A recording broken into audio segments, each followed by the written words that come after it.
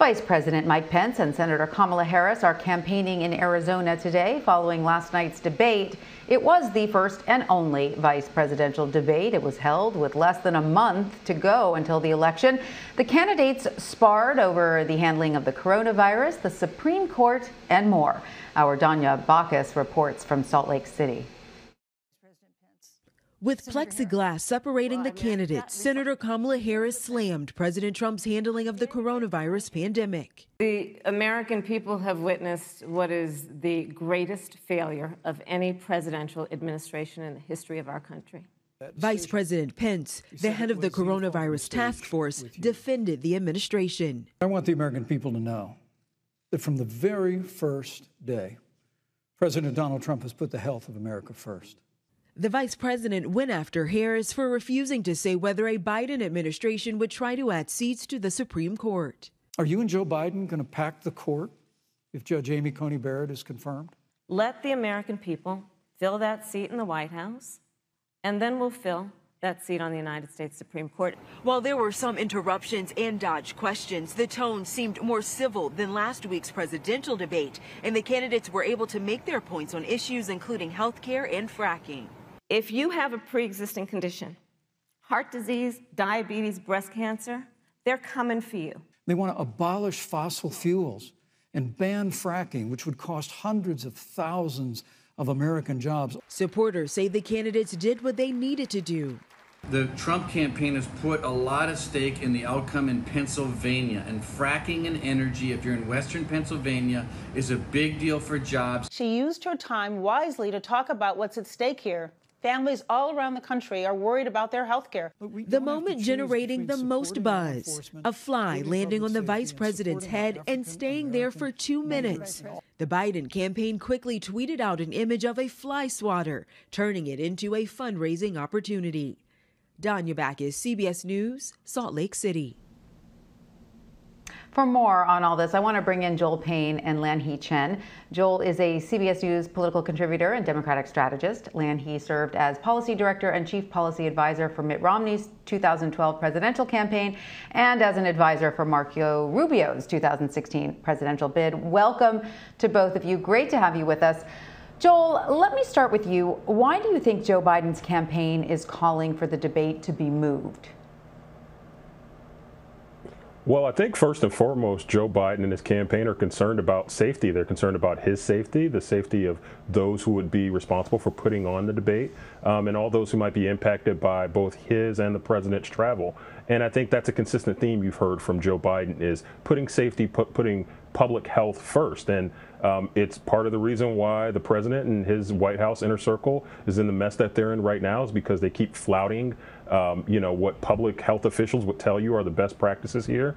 And I think this is a real microcosm for really what the country has witnessed from the Trump White House, a lack of discipline around how to maintain and how to quarantine this illness. And I think we see it playing out in the president's inner circle, but it really is a story that we've seen told over the last 7 months that we've been trying to fight coronavirus. And I think Joe Biden is doing a good job of crisis management at the moment, and the president's failing the moment.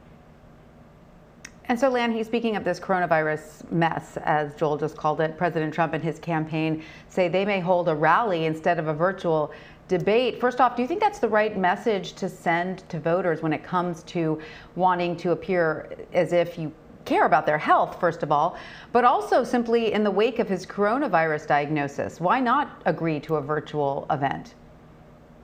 Well, it's a good question. I think in the politics of where we are right now, if you believe all of the public polling we're seeing nationally and in key states, President Trump needs these debates. He needs an opportunity to draw contrast with Vice President Biden. He needs to appear in some form alongside him, offering contrast. So if I were the president, if I were the Trump campaign, I would counsel them strongly to look for opportunities to do that. And if it can't be done safely in person, then online is better than in person. There apparently is a proposal now that they push back the debate, essentially do the town hall debate a week later and have a third debate then a week after that, which would be just a few days before Election Day. For the Trump campaign, for the president, I think it is important to have that opportunity. So were I him or were I his campaign, I would say, look, let's figure out a way to get the candidates together and certainly to do it safely. But obviously, They need to emphasize those health and safety concerns as well, because COVID-19 is top of mind for many Americans. And it not appearing to do this responsibly ultimately, I think, hurts the president, hurts his campaign. All right, Joel, I want to ask you about Kamala Harris being the first Black and Asian woman to be a major party's vice presidential nominee. Did we see gender or identity play a role at all in last night's debate? Well, look, I'll decredential myself as a man here. I'll kind of own some male privilege and acknowledge that I can't know what it's like to walk in Kamala Harris's shoes in terms of her gender. But I do know what it's like to walk around as an African American and to constantly feel maybe that your opinion or your perspective isn't fully appreciated. I'm sure Kamala Harris has been in a lot of rooms where she feels like she's been talked over and ignored. And I'm sure she felt some of that last night. I think she handled herself well. I think the dynamics, look, Vice President Pence certainly had to be mindful of those dynamics going into the debate. I don't think it was helpful for him to constantly talk over not just Kamala Harris, but Susan Page on several occasions. It's something we saw from President Trump. I do think it's different when you're talking about intergender situations. But again, I'll defer a bit as somebody who doesn't know what it's like to walk around as a woman. But I do get a sense that we saw a bit of that last night on display. All right, so Lanhee, how do you think the vice president did on answering those questions about the coronavirus outbreak at the White House? I think that he did the most credible job he could have, given what we know to be the administration's response, which at times I think has been faulty. But overall, I thought last night Vice President Pence had an air of normalcy about him compared to what we saw in the presidential debate the week before. And I think it worked well for Vice President Pence. I think he answered questions, but also drew contrasts. It was a quite substantive conversation they had around key issues. And I think some of the vice president's attacks with respect to the Biden tax policy, with respect to the Biden climate and energy policy, I think those are effective lines of attack if you are the Trump-Pence ticket. And so I think the question is, to what degree can that discipline be carried out going forward? One of the challenges always tends to be with the president's campaign, the president in particular, he will kind of go in the direction he wants to go. And sometimes in campaigns, you need message discipline. From my experience, it's important to have message discipline. I thought Pence was on message last night. I think he did a good job of answering those questions. The issue is, does that go anywhere now that the campaign moves on from what was probably a less watched debate last night than the presidential contest the week before? I think people were exhausted after that presidential contest. Joel, I want to ask you about the fact that both candidates dodged questions. Kamala Harris dodged one last night about stacking the Supreme Court, as Joe Biden did during the debate last week. Why do you think their campaign is avoiding this question?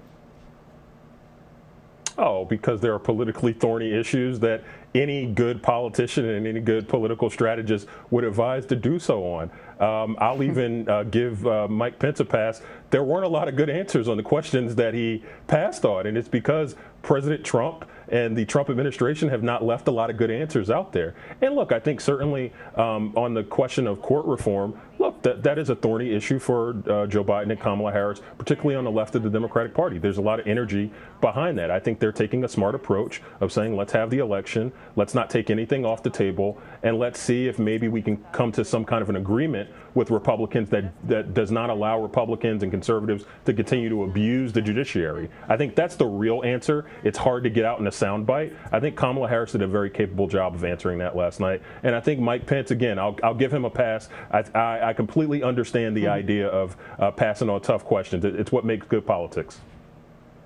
Spoken like a true political advisor. All right, well, we've run out of time. Joel Payne and Lanhee Chen, thank you so much for joining us. We really appreciate it.